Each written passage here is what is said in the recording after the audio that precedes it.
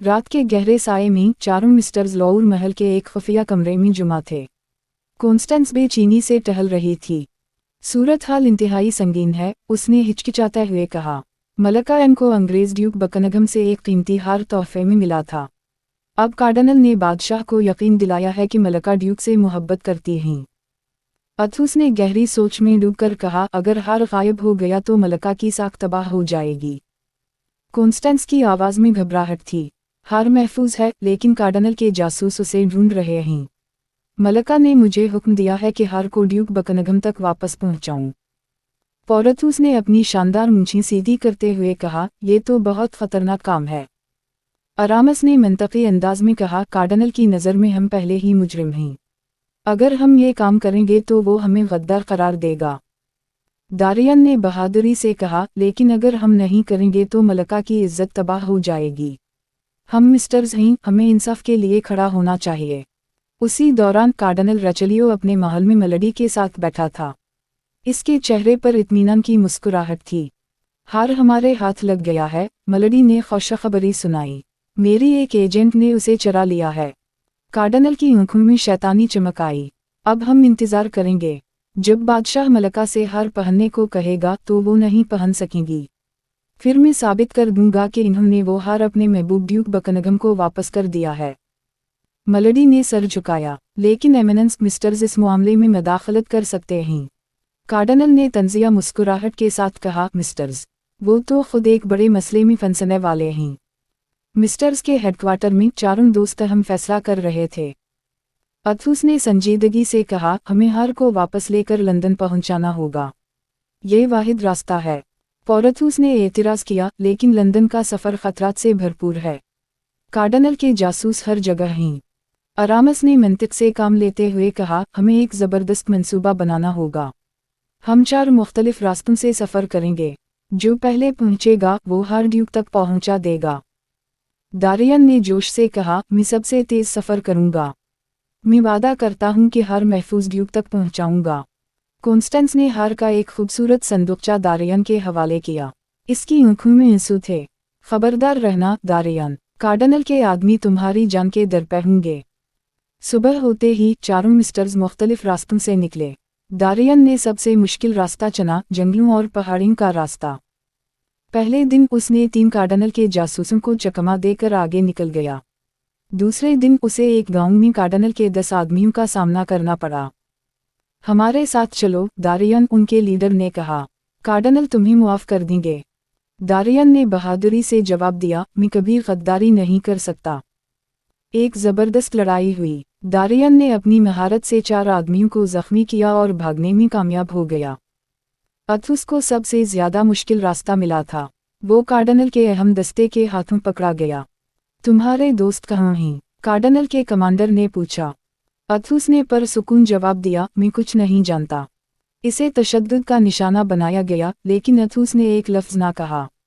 इसे जेल में डाल दिया गया, लेकिन इसके चेहरे पर इत्मीनान था। उसे यकीन था कि दारियन अपना काम कर रहा होगा। दारियन ने एक बहरी जहाज़ पर सफ़र शुरू किया, लेकिन जहाज़ के कप्तान कार्डिनल का आदमी निकला। तुम्हें गिरफ्तार करने का हुक्म है, कप्तान ने ऐलान किया। दारियन ने हैरत अंगेज़ चालाकी से काम लिया। इसने रात के अंधेरे में जहाज़ की एक छोटी किश्ती चोरी की और समंदर में उतर गया। कई घंटे तैरने के बाद वो एक अंग्रेज़ जहाज़ के हाथ लगा। जहाज़ का कप्तान ड्यूक बकनगम का वफादार निकला। लंदन पहुंचकर दारियन को बराह रास्त ड्यूक बकनगम के महल ले जाया गया। ड्यूक एक शरीफाना और खूबसूरत शख्स था। तुम्हें मलका एन का पैगाम लाया हूँ, दारियन ने थके हुए लहजे में कहा। ड्यूक ने हार का संदूकचा खोला। इसके चेहरे पर तशवीश के आसार थे। ये हार, इसमें एक राज है। दारियन ने हैरत से पूछा, क्या राज? ड्यूक ने हार के एक पत्थर को दबाया और हार का एक छोटा सा खुफिया खाना खुल गया। इसमें मलका एन की एक तस्वीर थी। अगर कार्डिनल को ये तस्वीर मिल जाती तो मलका की तबाही यकीनी थी, ड्यूक ने वजाहत की। दारियन ने हार वापस ले लिया, अब तस्वीर के बगैर।